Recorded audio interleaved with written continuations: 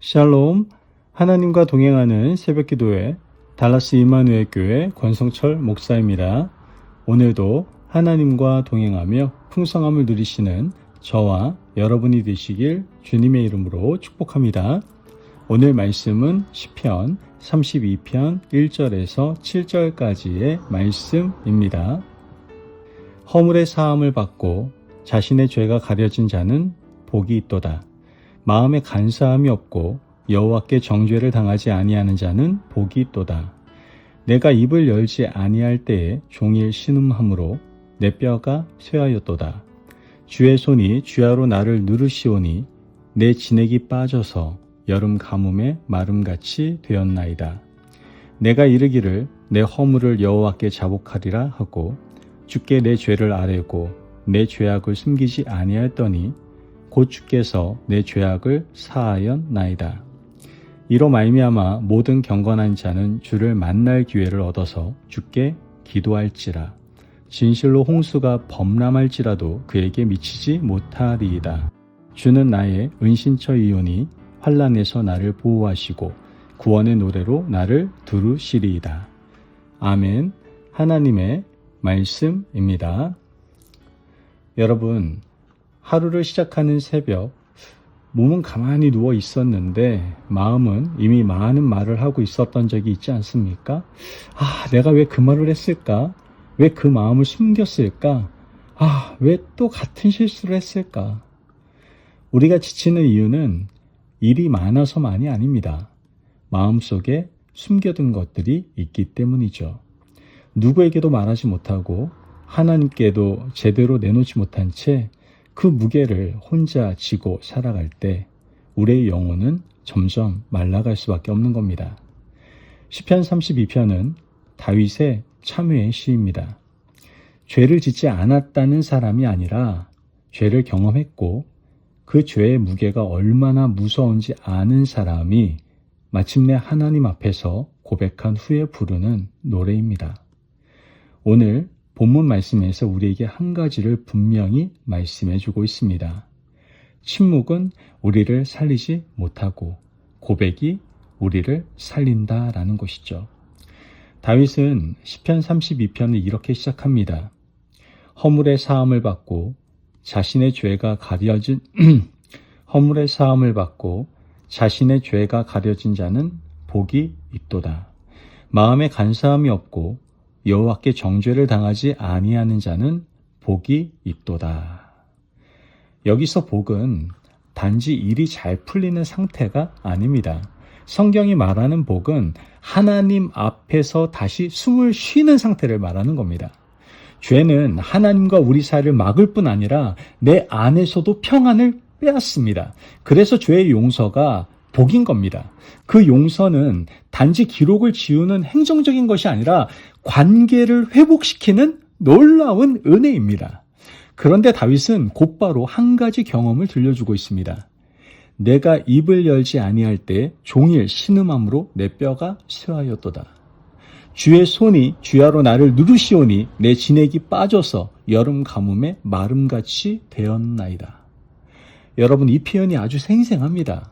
죄를 숨긴다는 건 마음속에 작은 상자를 하나 만들어 놓고 그 안에 어두운 것을 넣어두는 것과 같습니다.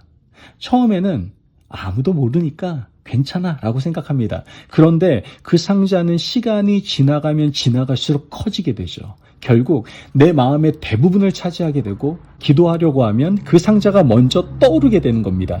예배하려고 하면 그 상자가 먼저 나를 눌러버리게 되죠.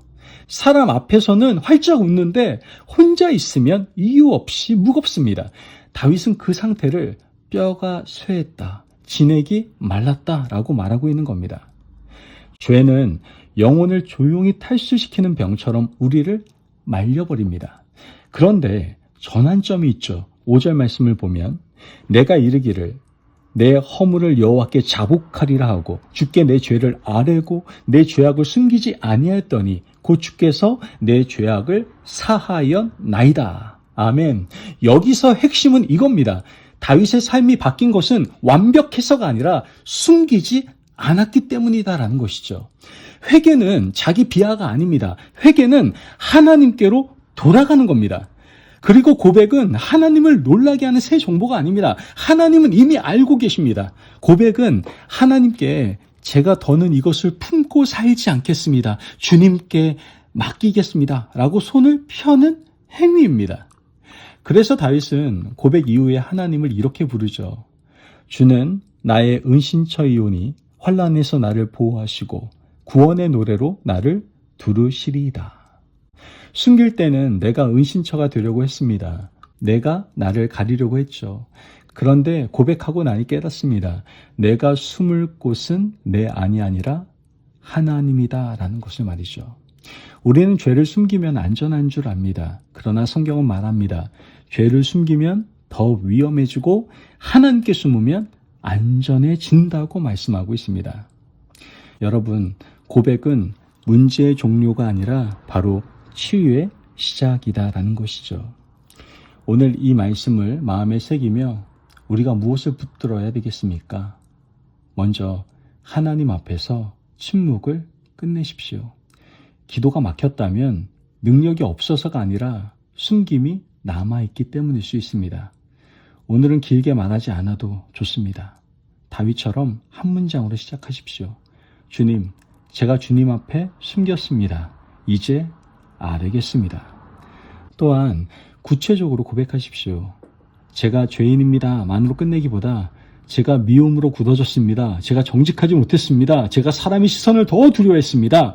이처럼 구체적인 고백은 정죄가 아니라 해방으로 나아가는 문입니다.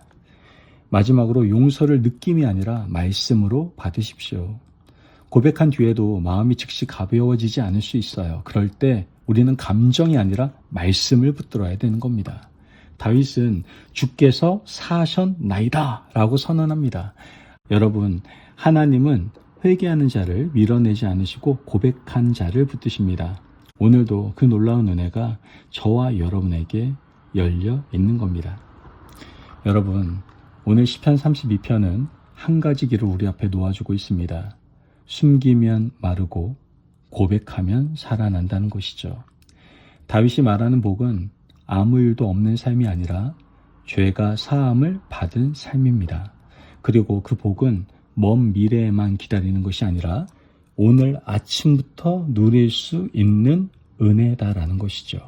혹시 지금 마음이 무겁다면 하나님이 여러분을 누르신다기보다 하나님이 여러분을 돌아오게 부르시는 손길일 수 있습니다. 제발 그 손길을 피하지 마십시오.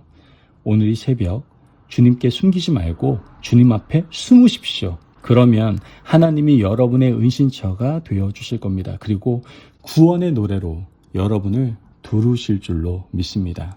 아멘. 기도하겠습니다. 사랑이 많으신 하나님 감사합니다. 오늘도 저희의 마음을 아시면서 새벽에 저희들 불러주시니 감사합니다. 숨기고 덮어두었던 죄와 상처를 주님 앞에 아뢰입니다. 제 입을 열어 고백하게 하시고 제 마음을 열어 은혜 받게 하시며 주님의 용서로 제 영혼의 마름을 씻어주시고 다시 숨을 쉬게 하여 주옵소서. 오늘 하루 제가 주님 안에 숨는 참된 안전을 누릴 수 있도록 은혜 베풀어 주옵소서. 감사하며 예수님의 이름으로 기도합니다. 아멘. 오늘도 하나님과 동행하며 풍성함을 누리시는 저와 여러분이 되시길 주님의 이름으로 축복합니다. 여러분, 죄를 숨기면 영혼이 마르지만 하나님께 고백하면 새벽에 다시 숨을 쉴 수 있습니다. 오늘 하나님 앞에 숨기지 마시고 다 고백함으로 진정한 구원의 기쁨과 자유함을 누리는 하루가 되시기를 바랍니다. 말씀 안에서 승리하십시오.